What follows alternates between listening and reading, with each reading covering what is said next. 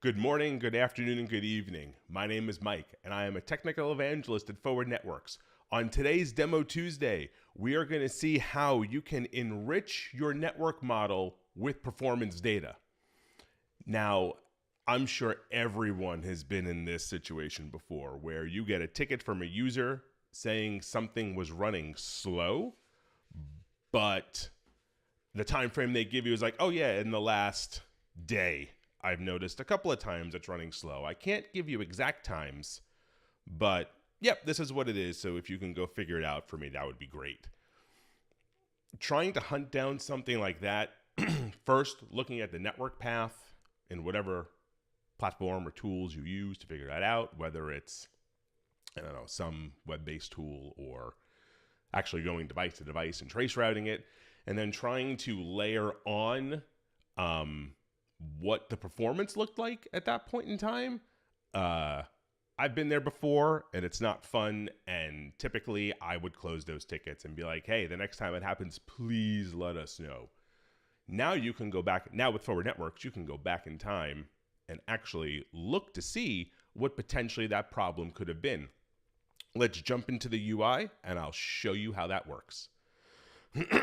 So we got a ticket where a user in St. Augustine is having a problem getting to a database server inside of the Atlanta data center. We are collecting performance data right now, so the data we do collect from the device is via SNMP, and it's MIB2 data, so device CPU, device memory, interface utilization, discards, and errors. And then we put that on the map, and there's a lot of cool things that we can do with it. So let's search for, we want to go from this specific host in St. Augustine, and we want to go to a destination of that database server. We want to look at TCP and all right. So we have a view of what this traffic looks like. So on the left-hand side of the screen, we have our traditional subway stop view that shows you every device the packet is going through. But what you'll see next to those devices is you'll see something that looks like a router and something that looks like an interface. So what this is telling us is there are some devices here that in the last 24 hours have had some interface problems and have had some device problems. So rather than click into every device and try to figure out where the problem lied, you could. So you can come into, say, St. Augustine, and you can look at you can actually look at the interfaces that are highlighted in red. You can look at the charts. You can see some trends over time. But this doesn't unlock. I mean, this could be it. If it's in the 24-hour period, this little spike of discards and errors could have been it. But we want to look at it more holistically.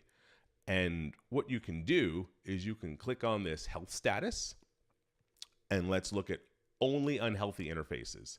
So now you can kind of, drill down through here and see. So very, very well could have been this firewall that was pegged at memory utilization at 100%, which would probably in turn mean that he was also dropping some packets. So we can see that in a easy to understand matrix. If we keep going down, we can see some of these other devices. So if we look at this interface, we can see he had some discards. So you can kind of now get a better idea of what was going on in the network at that specific point in time. So you can do some reconnaissance. You can actually look into what potentially could have been the problem for that user and not having to go back and wait for the problem to happen again and potentially affect more users or affect any critical applications that live behind these devices. What if you wanted to look at a broader range? Like this is just in a moment in time. So we also, in our dashboards, you can actually look at the network performance over time. So this is the past day. We can go down to 3 days or 7 days.